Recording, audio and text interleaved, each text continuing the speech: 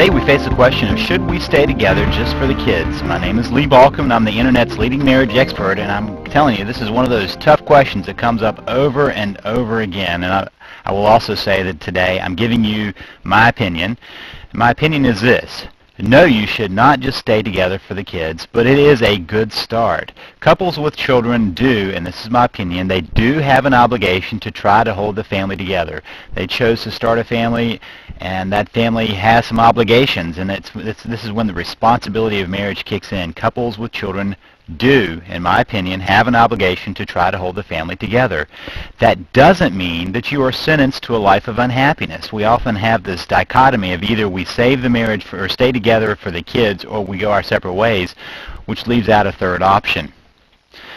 Now, children are not helped by a family at war. There's no doubt. I'm not suggesting that you should stay involved in a marriage that's just stuck in constant war. That's tough on the kids. It really is damaging to the kids.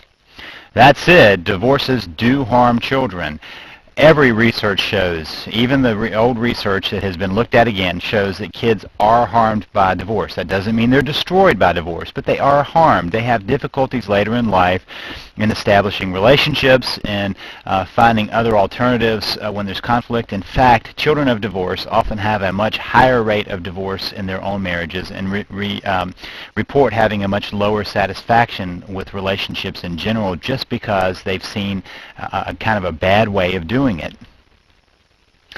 Now, let's just say this. Let's let children be the glue of the relationship and that holds the family together. And then from there you continue to work to try to find a happy marriage. And that's the third option. It's not just to either stay in a marriage and be unhappy or leave the marriage. The other option is to stay in the marriage and work until you have a relationship, a marriage that you would treasure, one that you would want to hold together regardless of what happens to the kids. Because let's face it, one day those kids are going to grow up and they're going to leave the house, and then you have to face each other. So the time is now to start trying to figure out how to choose that third option. How do you put together a marriage that you would treasure for the rest of your life regardless of the kids? And that's what I want you to learn more about by going to www.savethemarriage.com. I have a free e-course there.